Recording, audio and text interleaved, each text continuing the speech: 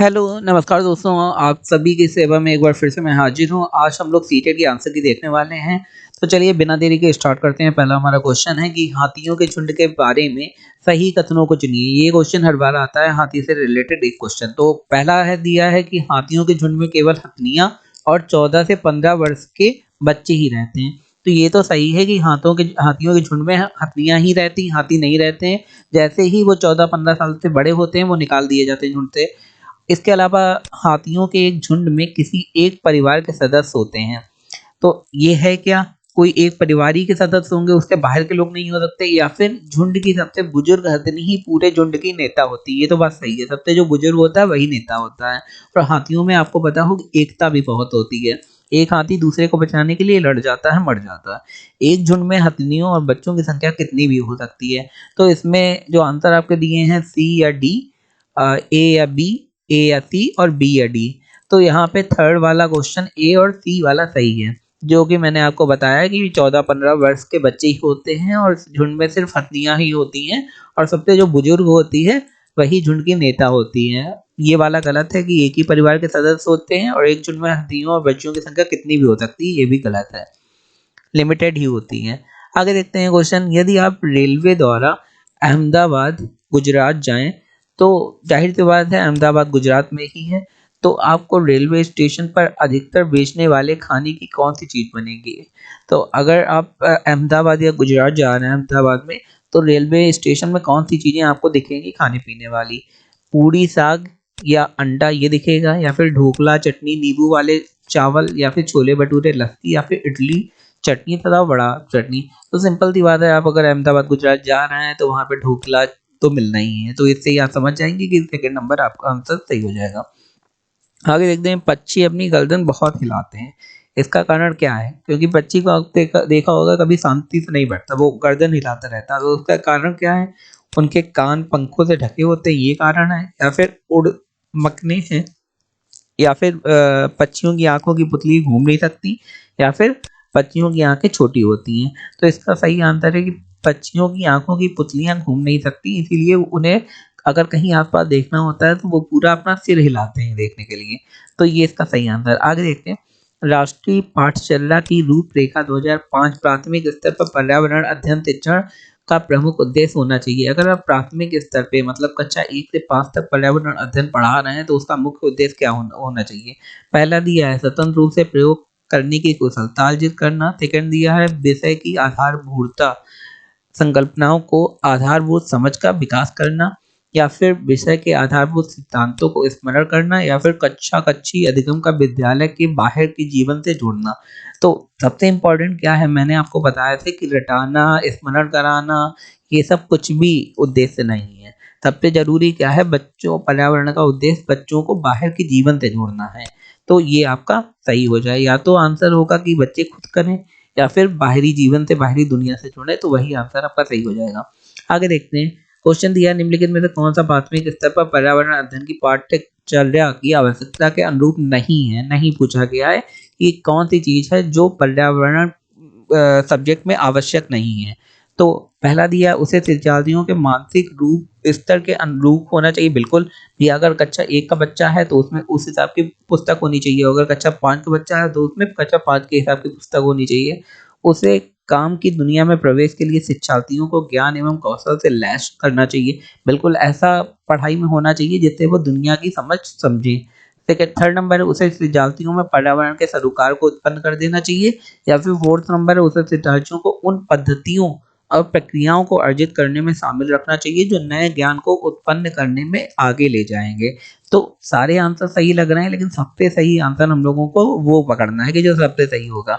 तो सबसे सही है उसे काम की दुनिया में प्रवेश के लिए शिक्षार्थियों को ज्ञान एवं कौशल से लैस करना चाहिए। तो दोस्तों आई होप आपको समझ में आ रहा होगा। आगे देखते हैं। पर्यावरण अध्ययन की पाठ्य पुस्तकों में कविताओं और कहानियों को शामिल करने का निम्नलिखित में से कौन सा उद्देश्य नहीं है? इसमें नहीं पूछा गया है कि अगर जो पर्यावरण की पुस्तकें होती हैं उसमें कविताएं और कहानियां क्यों हम लोग नहीं शामिल कर सकते हैं? क्योंकि शिक्षार्थियों में कल्पनाशीलता और सृजनात्मकता योग्यता को, ये तो रीजन नहीं होता। कल्पनाशीलता होती है, सृजनात्मकता भी होती है बच्चों में। आगे विषय में रुचि का विकास करना है, ऐसा भी नहीं है। आगे ऐसा है, मतलब रुचि का तो विकास करना, लेकिन उसमें पूछा गया क्या नहीं है। नित्य एवं एक रस विषय वस्तु में बदलाव करना, ये भी एक रीज़न है। शिक्षार्थियों को आनंद और मज़ा उपलब्ध करवाना, ये रीज़न नहीं है। हम लोगों को ज्ञान देना है, तो शिक्षार्थी जो मज़ा लेते हैं वो घर पे लेते ही हैं। आगे देखते हैं, पर्यावरण अध्ययन की एक अच्छी पाठ्यचर्या को बच्चे के प्रति सही, जीवन के प्रति सही और विषय के प्रति सही होना चाहिए। देखिए कितना घुमा के क्वेश्चन दिया गया है और कितना इंटरेस्टिंग क्वेश्चन है कि जो भी पर्यावरण की पाठ्यचर्या है वो बच्चों के लिए सही होनी चाहिए, उनके जीवन में कुछ काम होनी चाहिए, उपयोगी होनी चाहिए। आगे देखते हैं, पाठ्यचर्या की निम्नलिखित विशेषताओं में से कौन सी उपरोक्त आवश्यकता को पूरा नहीं करता। नहीं के ऊपर बार बार मैं कहता हूँ फोकस करिए आप। पहला दिया है, यह शब्दावली और परिभाषाओं पर अधिक बल देता है। ये तो बिल्कुल गलत है। याद करने रटने में बिल्कुल बल नहीं देना।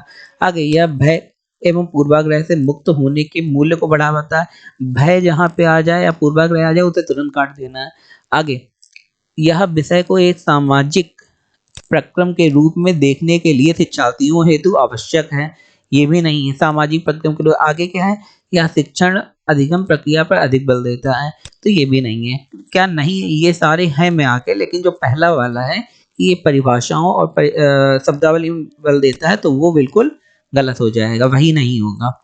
आगे देखते हैं, कक्षा 5 की एनसीईआरटी की पर्यावरण अध्ययन की पाठ्य पुस्तक में प्रत्येक पाठ के अंत में एक खंड को शामिल किया गया है। हम क्या समझें, यह सुझाव दिया गया है कि इस खंड में शामिल प्रश्नों के उत्तर का सही या गलत के रूप में आकलन नहीं किया जा सकता। यह परिवर्तन इसलिए किया गया है। अच्छा, एक चीज इसमें दी गई कि कक्षा 5 की जो एनसीईआरटी की पर्यावरण की पुस्तक है, उसमें जो प्रत्येक पाठ है, हर पाठ के बाद में एक खंड दिया गया है। खंड माने एक पैरा दिया गया है। तो उससे हमें क्या समझना चाहिए, उसका मतलब क्या है, उस पैरा देने का मतलब, इस खंड में शामिल प्रश्नों के उत्तर का सही या गलत के रूप में आकलन नहीं किया जाएगा। अब जो खंड दिया गया है उसमें जो प्रश्न उत्तर दिए हैं उसका सही गलत के रूप में आकलन नहीं करेंगे हम लोग। यह परिवर्तन इसलिए किया गया है क्योंकि, क्यों वो खंड शामिल किया गया है, क्योंकि यह आकलन में विषय निष्ठता को कम करता है, या फिर इस स्तर पर बच्चों को सही उत्तर नहीं लिख सकते हैं, या फिर यह आकलन में शिक्षकों की सुविधा देता है, या फिर यह जानने में शिक्षक की सहायता करता है कि बच्चे कैसे सीखें। अब जाहिर सी बात, जो खंड होता है उसमें प्रश्नोत्तर जो दिए गए हैं उसमें सही गलत वाले क्वेश्चन होते हैं, लेकिन सारे सही गलत वाले नहीं होते। ऐसे भी क्वेश्चन होते हैं जिसका पूरा पूरा आंसर बच्चों को देना पड़ता है। अगर सपोज करो सही गलत वाले खाली क्वेश्चन होंगे तो बच्चे तुक्का भी लगा सकते, तो शिक्षक को पता कैसे चलेगा कि बच्चों ने सही समझा है जो भी टीचर ने पढ़ाया है। तो इसके लिए क्या है कि ऐसे खंड में क्वेश्चन दिए जाएं जो जिसका विस्तृत उत्तर बच्चे लिख पाएं। तो यही इसका आंसर सही होगा। यह जानने में शिक्षक की सहायता करता है कि बच्चे कैसे सीख रहे हैं। तो जो सबसे पॉजिटिव आंसर लगे वही आपको लगा के आना है। आगे देखते हैं, निम्न प्रस्तावित गतिविधियों में से कौन सा प्रकरण को प्रभावी तरीके से पढ़ाने के लिए सार्थक नहीं है। इसमें नहीं पूछा गया है। ये अलग अलग तकनीकें दी हैं, कौन सी प्रभावी नहीं है पढ़ाने के लिए तकनीक, वो आपको बताना है। पहला क्या दिया है, प्रकरण से संबंधित प्रश्न पूछना, ये प्रभावी नहीं है। या फिर ये तो प्रभावी है भाई, जो प्रकरण आप पढ़ा रहे हैं उसी से संबंधित प्रश्न पूछेंगे। सेकंड दिया, शिक्षार्थियों को क्षेत्र भ्रमण पर ले जाना, ये तो बहुत इंपॉर्टेंट है।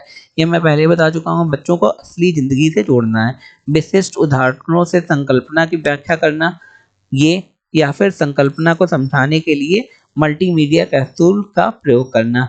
ये तो इसमें दिया गया है कि प्रस्तावित गतिविधियों में से कौन सा प्रकरण को प्रभावी तरीके से पढ़ाने के लिए सार्थक नहीं है। लेकिन इसमें एक क्वेश्चन और दिया गया है कि जो प्रकरण दिया गया है उसे प्रभावी रूप से हम लोगों को पढ़ाना है और कौन सा नहीं है। तो इसमें आप जल्दी से आंसर कमेंट बॉक्स में बताइए कि कौन सा इसमें आंसर गलत होगा और कौन सा सही होगा। मैंने जो आंसर लगाया है वो आपको कंफ्यूज करने के लिए लगाया है, क्योंकि जैसे आप अपना दिमाग लगाएं। देखिए, पहली बात, क्षेत्र भ्रमण पे ले जाना बिल्कुल अच्छी काम है। विशिष्ट उदाहरणों से संकल्पना की व्याख्या करना बिल्कुल अच्छा काम है।